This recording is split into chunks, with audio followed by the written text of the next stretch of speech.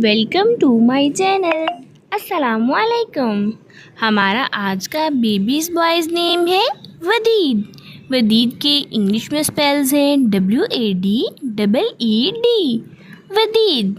इस नेम का मज़हब है इस्लाम और इस नेम का जिन्स है लड़का।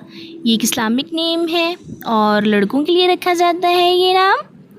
इस नेम के मायने है चाहने वाला। वदीद। इस नेम के हरूफ की बात करें तो उर्दू में 4 हरूफ के साथ एक लफ्ज़ बनता है और इंग्लिश में इसके 6 लेटर्स 1 वर्ड। वदीद।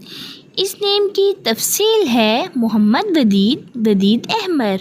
इस तरह से हम ये नाम रख सकते हैं। आप भी अपने नाम का मायने जानने के लिए कमेंट्स में अपना नाम लिखें और मायने जानिए। एंड अपने नाम की स्पेशल वीडियो बनवाने के लिए भी आप मेरे कमेंट बॉक्स में अपना नाम कमेंट कर सकते हैं।